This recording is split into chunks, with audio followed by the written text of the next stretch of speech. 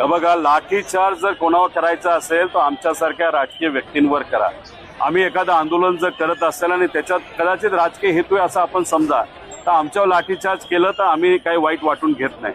काल 2 दिवसापूर्वी जी घटना घडली, एका चिमुकलीवर जो अत्याचार झाला आणि दुर्दैवाने त्याच्यात तिला मारलं गेलं, हे जे काय कृत्य होतं एका व्यक्तीने केलं गेलं, त्याच्या विरोधात ज्या स्पीडली, ज्या क्षमतेने आणि ज्या तत्परतेने ऍक्शन ही सरकारने तर पोलिसांकडे घेतली जायला पाहिजे, ती घेतली जात नाही. आणि लोकही अभ्यासू आहेत.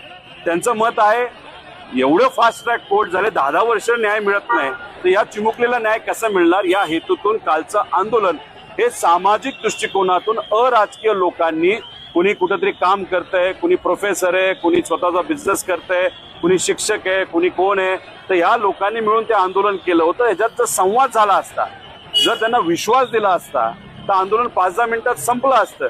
पण कुठंच विश्वास न दिल्यामुळे, संवाद न केल्यामुळे हे आंदोलन वाढलं गेलं. त्यामुळे तिथं कुणीही लाठीचार्ज खरं तर करायला नको पाहिजे होता. पोलीस आज जे काय बोलतील ते बोलतील, तो विषय वेगळा. पण जे काल सामाजिक आणि नागरिक म्हणून जे आंदोलन त्या ठिकाणी केलं गेलं, ते जे बोलतात ते खरं, हे आपण समजून घेतलं पाहिजे. त्यामुळे संवाद करण्याची जरूरत आणि जी मागणी आहे ती रास्त आहे. 15 दिवसांचं जे काय तिथं टार्गेट हे सरकारने त्या ठिकाणी दिलंय, याच्यात निकाल काढण्यासाठी ते 15 दिवस महत्वाचे आहेत. जर 15 दिवसात काहीच नाही झालं तर लोकांचा, सामान्य लोकांचा विश्वास हा सिस्टमवरनं आणि पोलीसवरनं त्या ठिकाणी उडून जाऊ शकतो.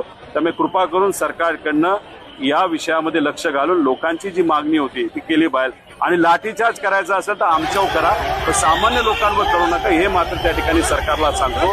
तुम्ही नेत्यांचा आवाज कदाचित दाबू शकता, पण सामान्य जनतेचा आवाज हा तुम्हाला कधीही दाबता येणार नाही, कारण का तो आवाज हा प्रामाणिक असतो. एवढंच सरकारला या ठिकाणी सांगतो. धन्यवाद.